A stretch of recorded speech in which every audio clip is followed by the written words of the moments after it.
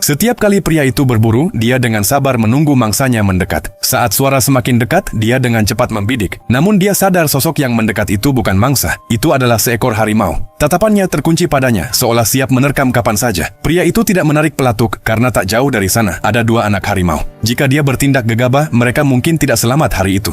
Jadi dia menyesuaikan bidikannya, menghindari titik vital. Namun induk harimau itu ketakutan dan semakin agresif. Ia berusaha untuk melindungi anak-anaknya. Matanya tidak menunjukkan tanda mundur. Jack awalnya berniat pergi. Tiba-tiba, suara tembakan terdengar dari samping. Induk harimau itu tumbang seketika. Dua anaknya langsung berlari mendekat. Anak yang bermata satu mengeluarkan auman kecil. Suaranya seolah sedang mempertanyakan Jack dan juga meluapkan rasa sakit karena kehilangan induknya. Saat itu juga Pete, orang yang menembak, berjalan mendekat. Wajahnya tanpa belas kasihan. Dia bahkan ingin melukai anak-anak itu. Untungnya Jack menghentikannya. Melihat sikap Jack, Pete terpaksa mundur. Untuk membiarkan mereka tetap hidup, Jack membawanya ke sebuah gua. Begitu meletakkannya, anak harimau yang penakut langsung masuk. Tapi anak bermata satu masih memperlihatkan giginya dan menggeram. Karena merasa bersalah, Jack tidak langsung pergi. Ia menangkap ayam hutan dan meletakkannya di mulut gua, lalu mundur untuk mengawasi. Mereka mencium bau makanan dan keluar. Setelah memastikan aman, mereka menyeret makanan ke dalam. Tindakan kecil ini meski tak cukup untuk meredakan rasa kehilangan, hanya itulah yang bisa Jack lakukan. Musim semi tiba cepat, namun dia terus memikirkan mereka. Dengan rasa cemas dan gelisah,